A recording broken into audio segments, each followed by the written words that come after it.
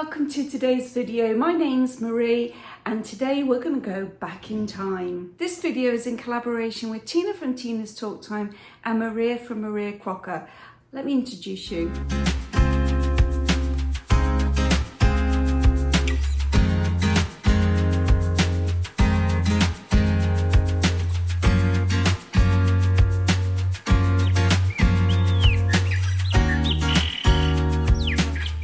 So we thought it'd be good to go back down memory lane and talk about some of the things we had in our childhood.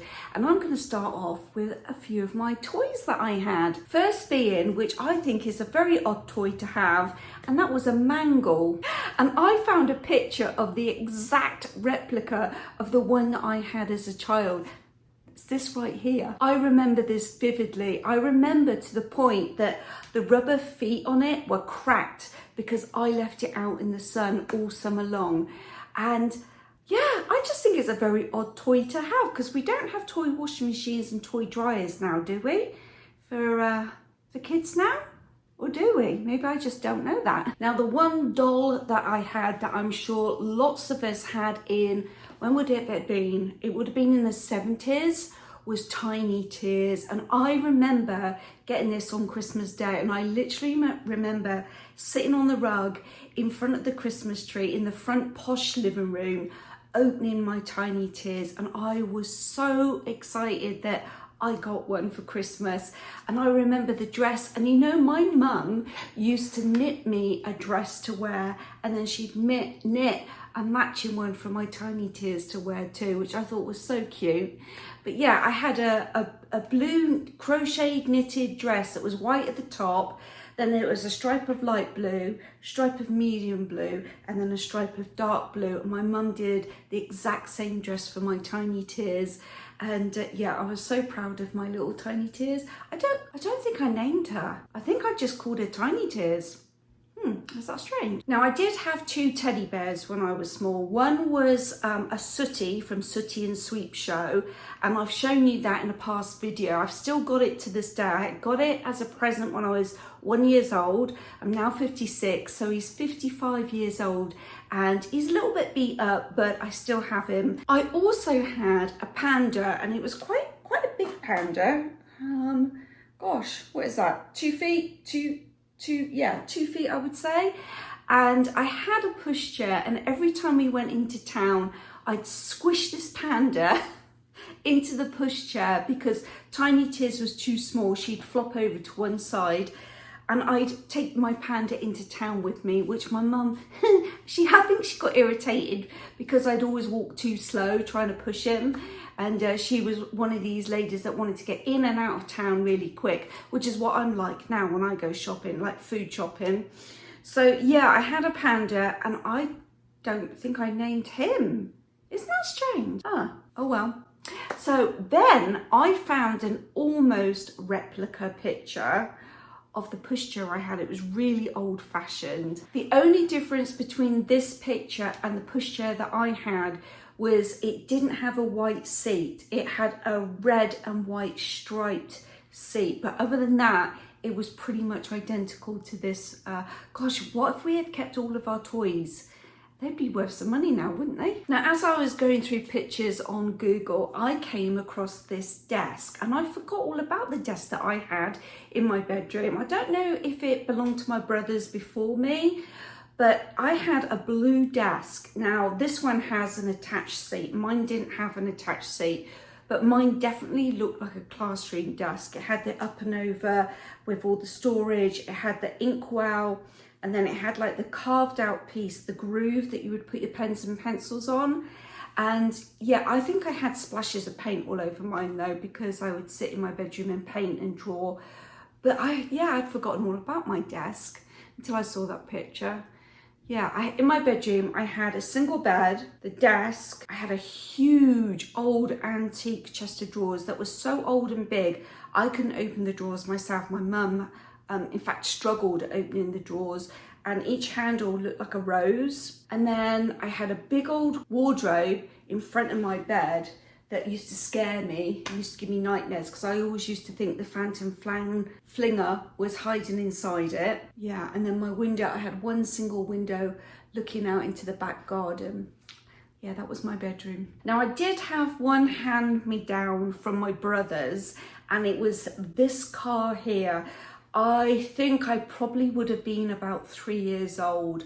However, by the time I got it, it was completely rusty. I mean, it was dangerous for me to play with it, let's face it. If I had scratched myself, I probably would have got tetanus from it.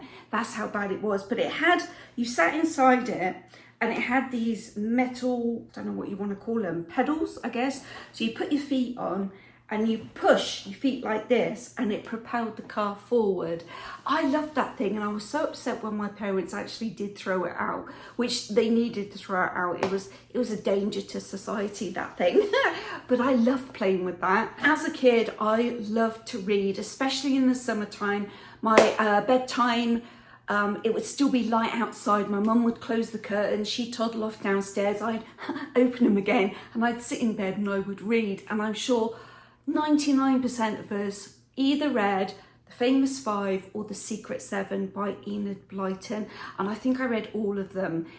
My question to you is, which one did you prefer? Did you prefer The Secret Seven or The Famous Five? Now, I never had a dog as a child. We weren't allowed. My dad put a stop to that. He said no pets in the house.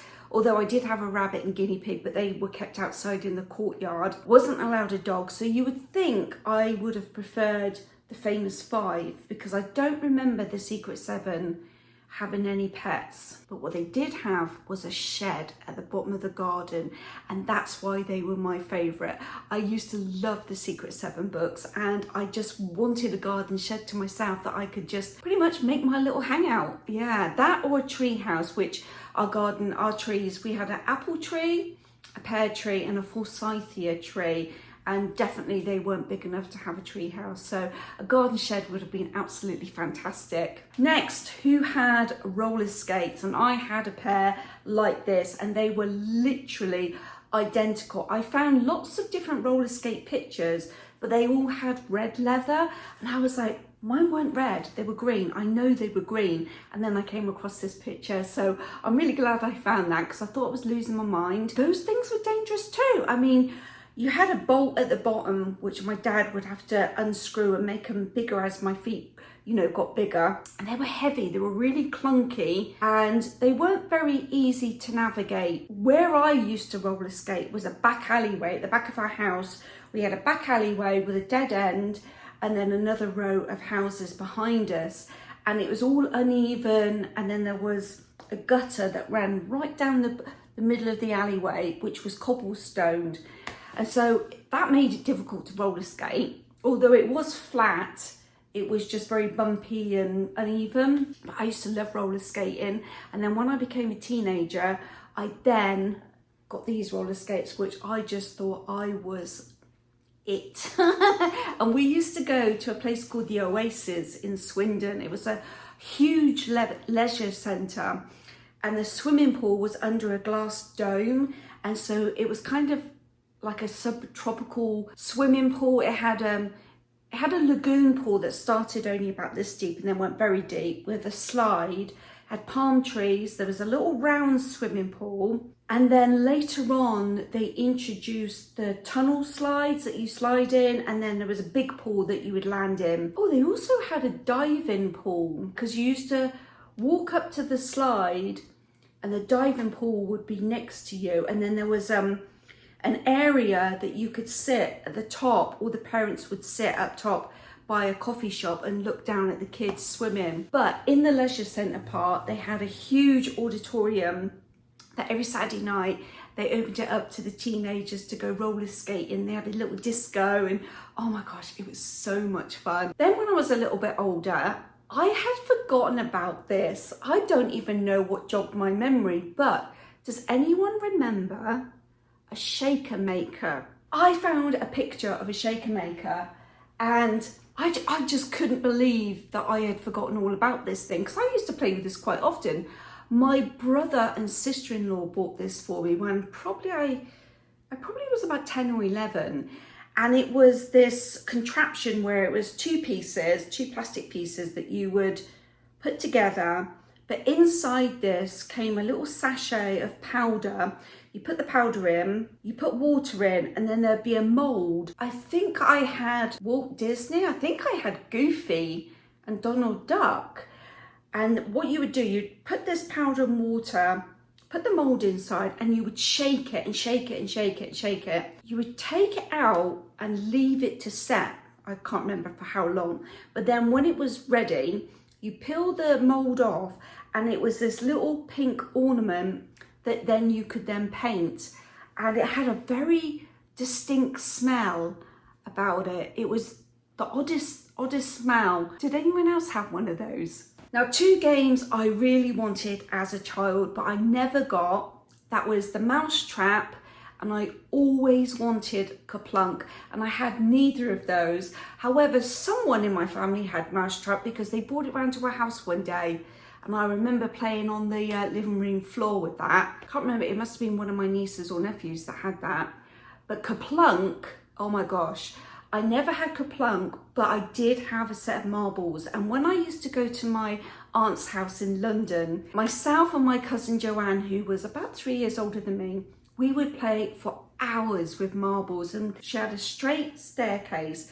Then there was a tiny little square landing, and then you would turn, and then there was another 2 steps, I think, and then there was a long landing. Well, we would sit crouched up on the little square piece, and our game was to get a marble on every stair. And who could get it the quickest. And we would take turns throwing these marbles down the staircase until we got one on each one. And once we did it, we'd go collect them all, and then we'd play it all over again. But oh gosh, we would spend hours playing with marbles. Now, as we were coming up with this idea for this video, me, Tina and Maree were having this conversation, and we were going back and forth, jogging each other's memories about the foods that we ate. And I can't remember who suggested stew and dumplings, and I was like, oh my gosh, that was my favourite thing to eat on a Saturday. If my mum was making stew, but she wasn't making the dumplings, oh boy, I used to sulk. And the funniest thing was, we used to have a matching plate and bowl set. It was white with a blue ring around it. But when it came to stew night, my mum would get these mixed matched bowls, like they were mixing bowls for making cakes and whatever. And there was one cream one, which was quite big. And boy, oh boy, if I didn't get that and one of my brothers got that bowl, oh, my mum never heard the end of it. I used to sulk because that was my bowl. Then leading off of that memory, it jogged my memory to something else. Do you remember these cakes? So this one particular Sunday, we used to have roast dinner at 2 o'clock, and then about 6 o'clock we'd have tea. And this particular day, I don't know where my other brothers were or where my dad was, but it was me, my mum, and my brother Kevin, who was 10 years older than me. We were sitting around the table, and my mum had laid all the tea out on the table, and she'd put these cakes out, but there was only one pink one. And I had to have been about 5 or 6, so then Kevin would have been 15 or 16. And I distinctly remember saying, oh, I want the pink one. Mum, save me the pink one. And we were eating our food, we finished, and Kevin reached over. You know what I'm going to say, right? He took that pink one and shoved the whole thing in his face. Oh my goodness, I still remember that to this day. I screamed and cried. And these cakes all taste the same. They all have the same flavour. They were just a different colour. So, but that wasn't important to me. I wanted that pink one. Yeah, I've had fun reminiscing, going back and just thinking about the things. I'm going to show my grandkids this video. Also, I found this picture on Instagram which made me laugh because I think all of us kids were the remote control. And when I told the grandchildren about it, they just couldn't understand. What do you mean you had to press a button to turn it on? Anyway, I hope you enjoyed this video. Please pop over to Tina and Maree's videos and let's see what they remember from their childhood. If you can hit the hype button, that would help me, and leave a comment. I will always reply, and I will see you during the week with a really long vlog. I'll see you soon. Bye.